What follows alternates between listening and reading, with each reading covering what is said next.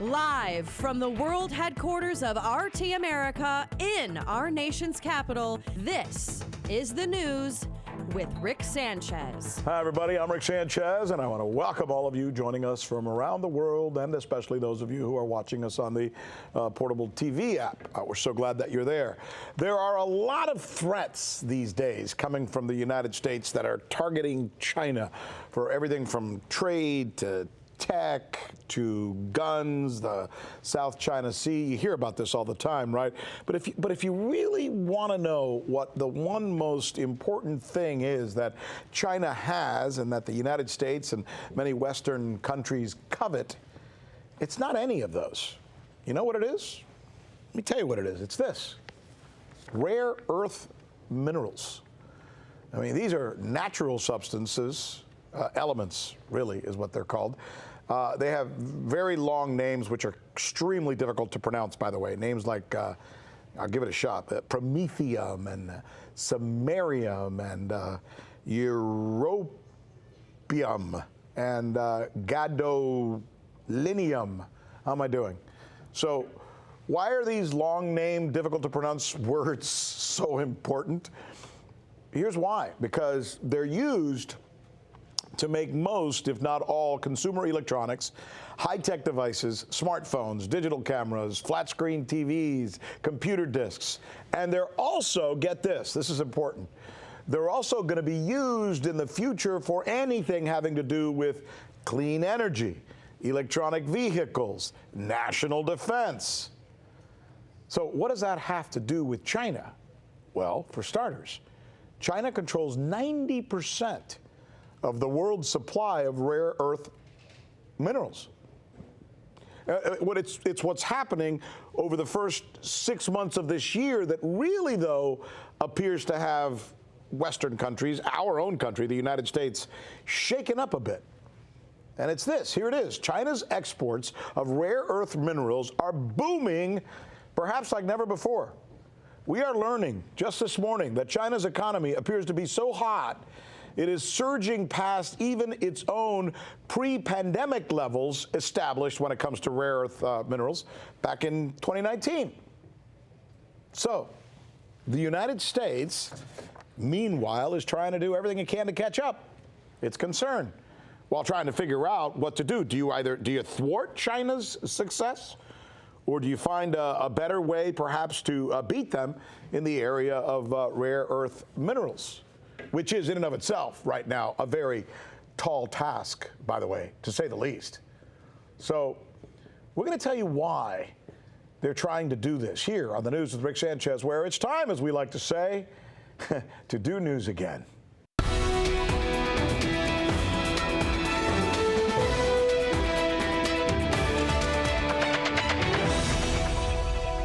All right, so here's the list of what we think you'll be asking, the questions that will come to mind as you watch this newscast. Are rare earth minerals the real reason for the U.S.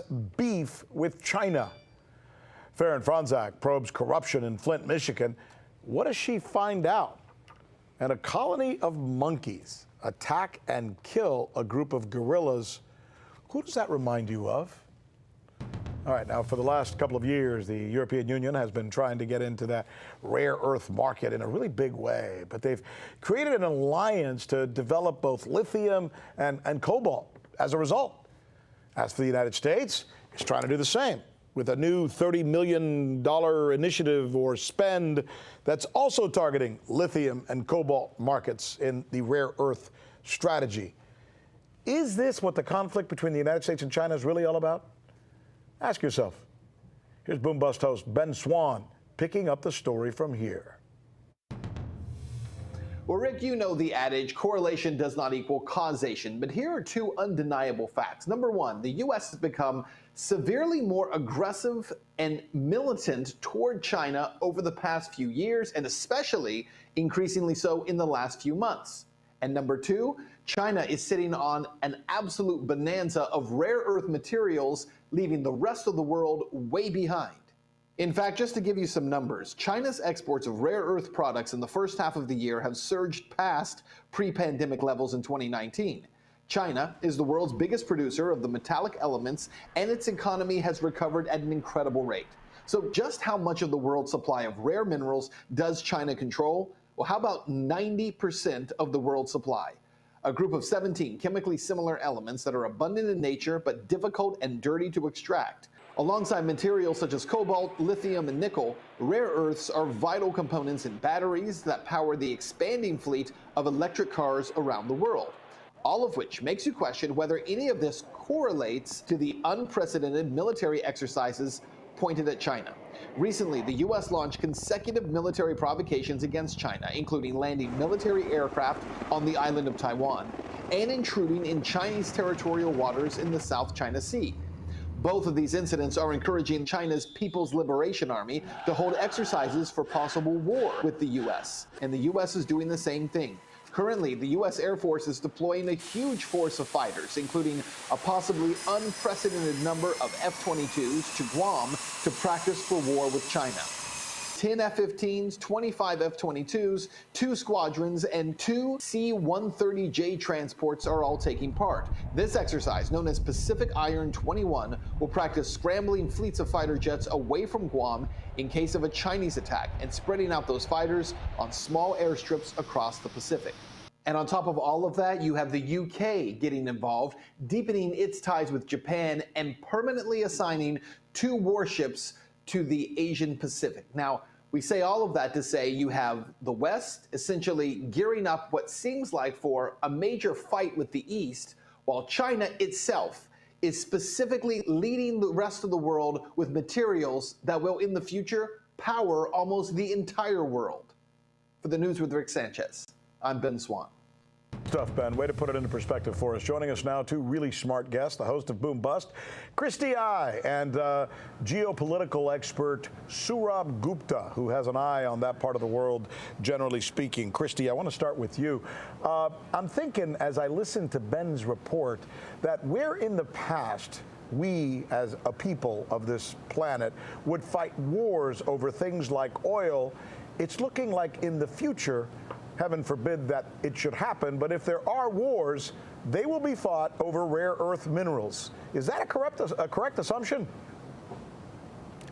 I think absolutely, but I think one big misconception is the actual name rare earth minerals, because the thing is, these minerals actually aren't that rare at all. In fact, it's not like China is sitting on hordes and hordes of rare earth minerals, kind of like the Middle East is sitting on a lot of oil. It's more so the fact that we have a lot in the U.S., especially in California and Texas and Wyoming, but we've been too lazy to extract them. It's been too difficult, too costly for the U.S. to extract it because there's a lot of pollution involved. There's a lot of, the extraction process involves crushing, milling, acid leaching, gravity separation, baking, and a solvent extraction step, all of which leaks into the groundwater. And some of it, you're also touching radioactive materials such as rhodium and thorium in the waste streams, which makes everything even worse. So that's why it's been so costly, and the U.S. never wanted to deal with any of this pollution. So what it did was it exported its pollution to China, and now it's blaming China that it has a monopoly over these rare earth minerals, when really it's just been exporting it to China because it didn't want to deal with the waste. In fact, MP Materials Mountain Pass, based in California, is actually sitting on one of the biggest mines of rare earth minerals here in the U.S. And in fact, in 2020, they actually mined over 38 tons of these material. But historically, they shipped all of that over to China in order to refine and process. That's a fascinating way of explaining something that we probably didn't know. It's not like we don't have it, it's just that they decided to work it, and I guess we and many other countries around the world chose not to. So, Mr. Gupta, let me bring you into this conversation to talk about what this could lead to. And I guess the obvious question then is, given that the United States has been so combative lately with China, is this what it's really all about? Do you see a tie here? You know, critical resources, whether it be rare earths or chips, which the Taiwanese make, have become a very, very strategic resource. And people have been talking that these could be drivers, in fact, of war. And that point is correct. I mean, one shouldn't dismiss that point. Maybe one makes that point a little too strongly and it can get exaggerated, but one should not dismiss that point. But what I found very fascinating of what Christy was saying is the continuation of that story which Christy was talking about. Remember, rare earths, China is not sitting on a monopoly out there, it's just sitting on part of it. And rare earths are just a subset of this larger, what you would call critical minerals. And China doesn't have that many critical minerals, and here's been the intelligence of Chinese strategy out there. Just as they did for manufacturing, they ensured that the supply chain runs through China, that you cannot have a manufacturing strategy without a China strategy. What China has assiduously been doing over the last 10, 15 years is locating the critical mineral supply chain in China, even if it doesn't have the production capacity, by purchasing equity stakes in critical minerals in other countries, and then having a lock on downstream processing. And that's from there you're seeing the exports go out. And therefore, even in the critical mineral sector, it's becoming, if you don't have a China strategy, it's to your detriment. And that's what the Chinese have been doing for so long. Shouldn't the China, it's a nice combination of words, by the way, China strategy, Christy. And it seems to me, I mean, just as a normal human being and as a business person, that if I have a competitor down the street who's doing something really well, you know what I'm going to want to do? I'm going to want to try and partner with them. I'm going to try and merge with them. I'm going to try and take what I do right, combine it with what they do right, and create a better industry, right? But it seems like in the case of the United States, people like yourself, Christy, are constantly telling us the things that China gets right. I know there's a lot of stuff that China gets wrong, but the stuff that China gets right, why don't we embrace it rather than fight it? It seems like that's the question that would come to my mind, and a lot of people who are watching this conversation would probably think about the same thing. Are we wrong? No, absolutely not wrong. It's a great way to put it. That seems to be the more logical approach to approach China, to actually work with them rather than to fight them on what is actually their strength in terms of manufacturing. And here's the thing, China never threatened to escalate or cut off the U.S. in terms of rare earth minerals. That only became a thing during the crux of the trade war. But China needs a buyer at the end of the day. The U.S. is one of its largest buyers. And China's making money off the U.S. So why would they want to cut off one of their largest buyers? It doesn't help them at all. So China's making money. Why do you want to stop that? So again, this is this constant U.S. paranoia that almost feeds into it when the U.S. isn't number one controlling the entire supply chain. The same reason, and I would say this is almost a parallel, that the U.S. is so fearful that Russia is going to wean Europe onto its natural gas and have them dependent on natural gas and then threaten to cut it off. Yeah. Russia doesn't ever threaten such a thing, but it's more so U.S. paranoia playing into it. There's an interesting similarity. Thanks for pointing that out. Good stuff. Sourabh Gupta, Christy, wonderful panel. Thanks, guys. Hope to see you again soon. Thank you. Now to a story that seems to be riddled with corruption. And it has to do with what is fast becoming one of the most precious commodities in the entire world. Wars are fought because of it. People go to prison because of it. What is it? Water. This story begins one day back in 2014. That's when the people of Flint, Michigan realized that brown stuff is coming out of their water pipes. Then people start getting sick. Then people start to die. The governor, Rick Snyder, comes out and says there's nothing wrong, nothing to worry about, that the water's drinkable. For almost a year and a half, people continue to drink it until they find out it was toxic. Now comes the story of possible corruption as we find out that all of the emails from the governor's office are being wiped clean. What gives? Here's Faran Fronczak. Right, so I was actually a news anchor in Indiana and Michigan when all this went down, so I've covered it from the beginning, so I'm going to bring you up to speed. The first things first, Flint is one of the poorest cities in America. You have a 40% poverty rate that's been going down ever since General Motors left in the early 2000s. 54% of the population is African American. So what happened here? Early in 2013, to save money, the city wanted to switch from the Detroit pipeline to the KWA pipeline. Now, that pipeline was still under construction by a company that was big buddies with with Governor Rick Snyder. So the city switched to the Flint River. Problems, as you said, began immediately. However, General Motors said they complained to the state saying that it was damaging their car parts, so the city only switched GM. The people stayed on the Flint River. Some 100,000 people started having strange new ailments. Virginia Tech came in and tested it, said there were high lead levels. Local pediatricians started complaining to the state. The EPA, even federal agencies said that they would come in and help. Governor Rick Snyder said no. You could see this was the amount of lead levels from the beginning to the very end. All lead level cases there in people. I'm sorry, but I'm confused. I see yellow, I see red, and I see green. What's so what? Those were the cases, minor lead levels to major lead levels. But the point is look at how many dots start happening. They all represent lead levels. Yes, exactly. Okay. So 18 months later, Snyder finally admits the water was contaminated. The city declared a state of emergency. That's when investigators started looking into things. They charged 15 government officials with involuntary manslaughter, but many cut no contest pleas with prosecutors, so they'll never see a day in jail. Governor Snyder was then subpoenaed by investigators. He kept dodging them. The Attorney General at the time, Bill Schuette, said that he was going to launch his own investigation, told state investigators to stop because it's interfering with his investigation.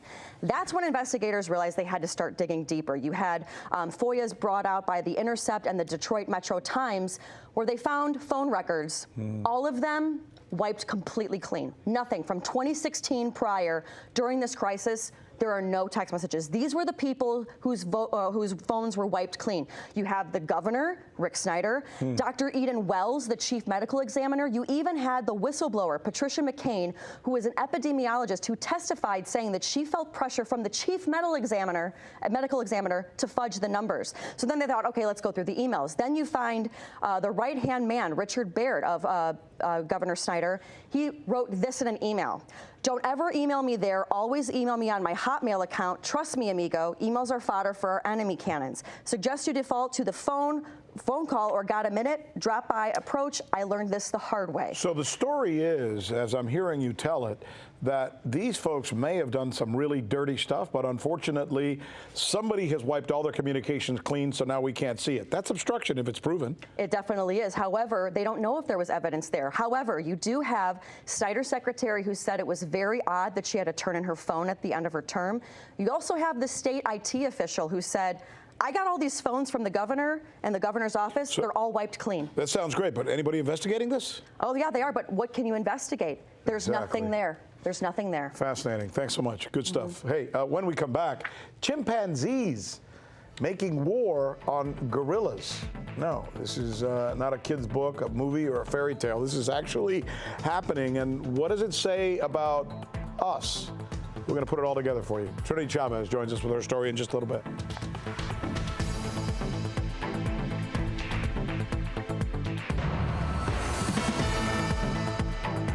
This is one of the most fascinating stories to come out of our editorial meeting this morning. I think you'll likely find it fascinating as well. We know what we are capable of, right?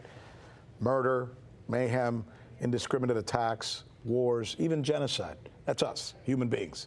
In fact, few species on Earth are capable of the cruelty that we can muster as people. But guess what?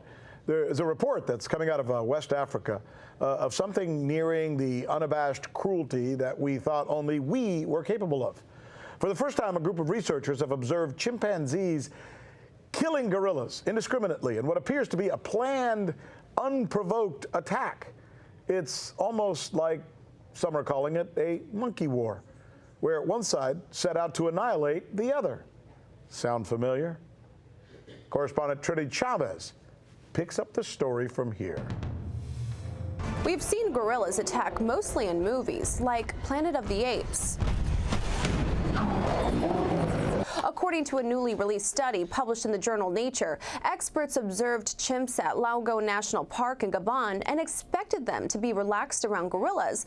But while they were shocked to discover that while the two species were usually very playful, they occasionally were culprits of vicious attacks. In the first attack in December 2019, more than 24 chimps went after 5 gorillas. Laura Southern, the study's lead author, said in a statement, "At first, we only noticed screams of chimpanzees and thought we were we're observing a typical encounter between individuals of neighboring chimpanzee communities, but then we heard chest beats, a display characteristic for gorillas, and realized that the chimpanzees had encountered a group of 5 gorillas.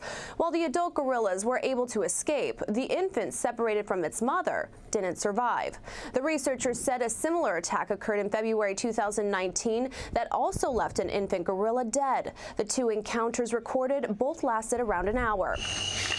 And while scientists speculate that pooling food at the national park with other species could have caused the seemingly unprovoked attacks and possibly elsewhere, might be a result of climate change. However, a definitive answer isn't known.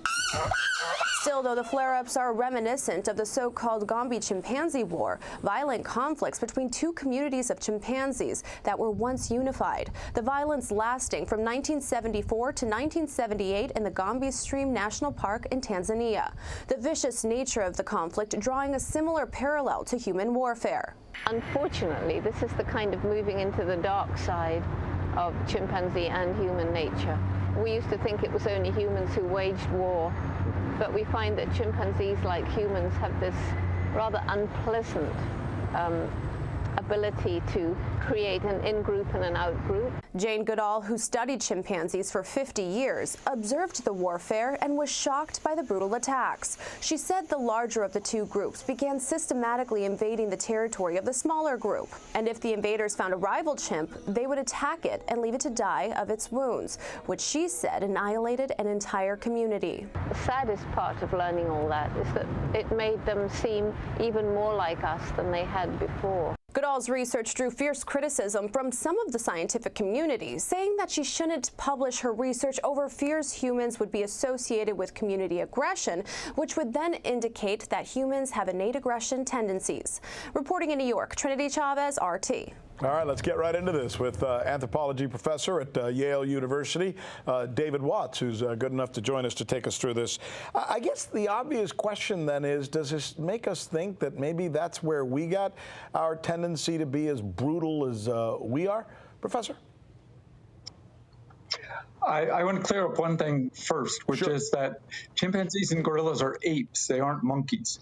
And they share an evolutionary history with us that makes them much more closely related to us than any monkeys are. They last had an ancestor with monkeys about 35 million years ago.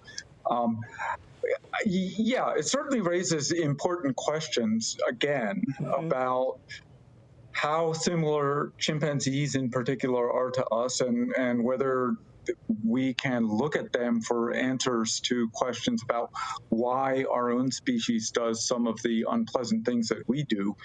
But I also would remind people that there are big differences between humans and chimpanzees, especially in our intelligence and our minds, and that we shouldn't mistake them for us. They are chimpanzees. Yes, they do things that can be unpleasant to see, and I have seen some of them, and they're fascinating, but we shouldn't just assume that they do them for the same reasons that people do. Is it fair to say that this is uncommon behavior? I know that animals, when it comes to breeding, will attack each other. I know there's some infanticide with male lions, for example. Obviously, animals will kill each other because they think the other one is a food source. But this is very different from all of those things that I just explained. How different is it? Yeah, that's a good point. Chimpanzees and gorillas, their range, they both are completely African animals, and their ranges in Africa are not the same, but they overlap. So in some areas, they live together. We don't know that much. We don't have that many good studies of both species where they live together, but there are a few places where researchers have some information. They occasionally see chimpanzees meet gorillas, and there's a mix of everything from young chimpanzees and young gorillas playing together to one group chasing another from a tree that has a lot of fruit in it. But this is the first time that anyone has seen really serious aggression and this kind of violence, physical attacks by one on the other. And so in that sense, it certainly is unusual. So, I would say we don't know how common it is because we don't have enough information. If it's a territorial attack, like when you go into your neighbor's house and you didn't know he had a dog and all of a sudden he's trying to bark you out of there or even bite you, that's a territorial attack, right? Could this just be a territorial attack? One group doesn't want the other group to be there because they think they want to claim that land. That's a possibility, and it's one that the researchers have brought up, that they do eat some of the same foods, especially the same kinds of fruit, and they might be competing over food. Another thing that we need to keep in mind is that while gorillas are almost entirely vegetarians and they don't eat meat in the wild, they don't hunt, chimpanzees do sometimes hunt, and they like to eat meat. So one possibility is that the chimpanzees they encountered a group of gorillas, they saw an opportunity to catch something that is a large amount of meat, and they took it and went for it. They basically were hunting. Fascinating conversation. Wow. Professor at Yale University, David Watts. Thanks for clearing up so many of these things for us, Professor. We thank you for joining us. You're welcome. My pleasure. Thank you. That is our news, and thanks so much for being with us. If you have some friends looking for a newscast not like the rest of them, tell us we're here. See you on Portable TV.